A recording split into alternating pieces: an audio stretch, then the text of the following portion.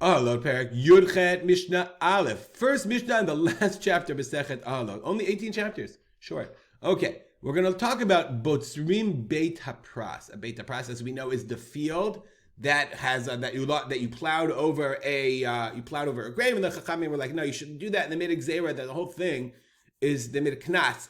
They fined you. They censured you that the whole thing is tameh. So what if you planted a vineyard in your Beit Hapras? Says the Mishnah, Ketzad Botzrim Beit Hapras. How do you, Botzer is the word for to harvest grapes.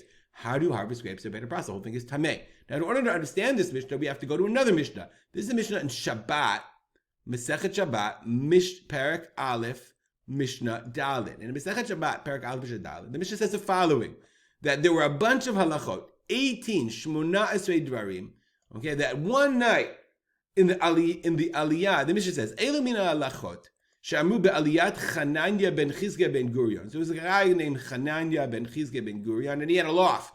And one day they all got and visited him in the loft. Nimnu v'rabu Beit Shammai Beit Hillel. It happened to be in that loft. So what do rabbis do when they come to hang out at a loft? They start talking Torah, they start arguing. And it just so happened Beit Shammai was there, Beit Hillel was there. Beit Shammai and Beit Hillel, Beit Shammai, there were more the Beit Shammai guys than Beit Hillel guys there. Ushmona asar dvarim gazu b'bayam. And Beit Shammai was like, oh, we've got an opportunity here. We have a legislative opportunity. And they made 18 gzeirot. We're going to talk about gzeira number, I think I highlighted it. Oh, I lost my highlight. Gzeira number 12. Hagzeira hashtei I read it before. What is gzeira hashtei? What is the 12th one? Habotzer anavim lidarchan bagat.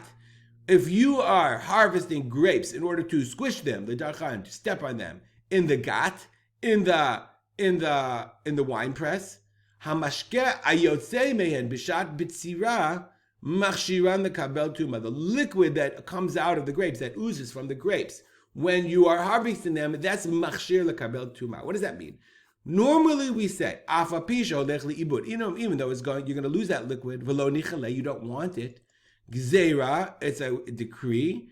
Shama yivtzor bekupot bezupapot. Maybe you will collect the grapes in boxes that are lined bezupap, lined with pitch. I looked up that word from zefef. De'az, then nichale b'mashke ayotze, and then you want the liquid to come out. Share eino olech liibud. Therefore, it's not lost. Umachshir minat Torah. Let's start with these words. Machshir minat Torah. Normally, in order for a fruit to become mekabel tum, it has to be muchshar. It has to get wet. But not only does it get wet, it has to get wet intentionally. I want it to get wet. So in this case, in this case, when I'm harvesting the grapes, do I want the liquid to come out of the grapes or not? So normally, if I'm harvesting them in crates and the liquid's going to drop off and I'm going to lose it, I don't want it to happen.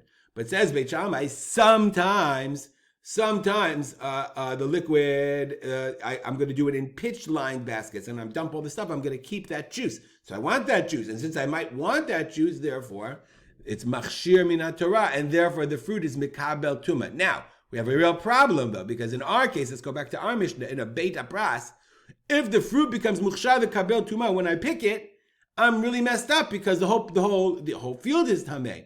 Now, it's tameh midir rabbanan, as a class rabbanan, not midoraita. So do I say that the gzeira of Beit Shammai applies, or do I say no? Beit Hillel was right, and the gzeira does not apply, and fruit generally is not mekabel tuma. Says the Mishnah. So the Mishnah says, "Ketzad botzrim Beit Hapras mazim al adam v'al hakelim." So the Mishnah says the following: we will assume that yes, Beit Hapras is mitamei dirabanan, but the gzeira of Beit Shammai only applies midoraita, and so therefore, if midoraita everything is tahor, then we're not going to be concerned about the liquid that comes out midirabana. Yeah, very confusing. Says the Mishnah, mazim al adam v'al hakelim. Mazim means we sprinkle the para aduma, okay, on the people that are going to harvest, and kelim, and on the vessels you're going to use, vishonim. And then you do it the second time. So you do the first sprinkle on the third day of the week, and on day 3, the second one on day 7, and then ubotzrim, and then those people use those kelim, those vessels, those knives, those buckets, whatever, umotzim chus Beit Hapras, and they take the grapes out of the Beit Hapras. Now the grapes are liquid; there's like juice that's squeezed out when they cut them down. But va'acherim mikablim mehem, other people take those grapes. umolichim lagat, and they take him to the gat. Why? Says the Bar Tanura. They take him outside Beit Hapras.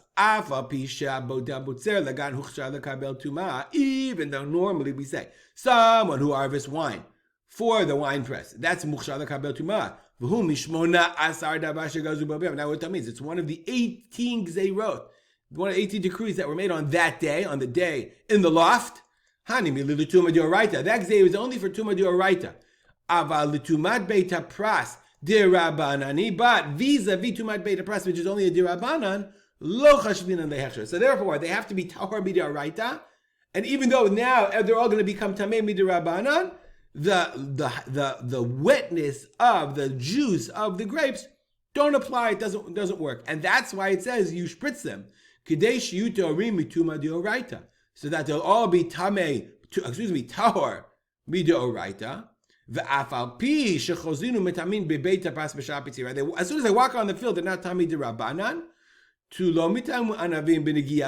But the grapes are not nitma, don't become tameh, because it's only a tumah rabbanan, and the hachshechsher, the wetness, can't make it tameh midoraita. That's okay. Ve'im nagu be'elu be'elu, but if, let's say, if the guy's harvesting the grapes now touch somebody on the outside, they make that second guy tameh, and then everyone's tameh. That's what Beit Hillel says. So they have to make sure the guys who go into the field, they're tahor. They do the paraduma, they're totally tahor. They bring the grapes out, they put them down, give somebody else takes them, and then the grapes are okay. But Beit Shammai says, no, it doesn't work. Beit Shammai says, listen, we're the guys that made up the Gzeira in the first place. The Gzeira applies also for Beit Hapras, and therefore, as soon as you get it liquid, you squeeze the grapes, and all the liquid comes out, smuchshar, and they become Tamei Beit Hapras, you're messed over. Therefore, Ochezet HaMagal Besiv, you have to hold the Magal Besif. You have to hold the knife. Besiv, siv is the bark from the tree, meaning you hold it with something else so that the guy touching it who's tamei never actually touches. There's something in between. There's a go between. There's something that's that you're holding it with, and therefore you're not going to become. Therefore, the knife doesn't become tamei, and therefore you cut it with a knife where you're holding it, with a cloth or whatever, something not mekabel tuma. Oh, botzer bitzur, or you cut it with a rock. Rocks are not mekabel tuma. V'noten l'tocha kvisha, and you put it in a kvisha, is big wicker basket that's not mekabel tuma. Kvisha, the Bar Tanura says, is kli gadol shekovshin bo zeitim. It's the big thing that you squeeze grapes. La bat kibule tumahu. It's not mekabel tuma. Umolich lagat, and then you can take it to the gat, because Beit Shammai says no. If somebody touches it, it can be mekabel tuma. If you put it in a regular basket, it is mekabel tuma because it's mukhshar the tuma in the Beit Hapras. Rabbi Yossi says all of this is true. That's if it was originally a vineyard and somebody, and you had a grave there and somebody plowed over the grave. If you have a vineyard with a grave, ain't no problem. Just don't go near it. But if somebody plowed it, then it becomes Beit Hapras. But if somebody had a Beit Hapras and you planted a vineyard there, then those grapes are out. You can't use the grapes for wine. They always wanted to use the grapes for wine. Then you can't do it anymore. You just have to sell the fruit to the shuk. You have to sell it for produce.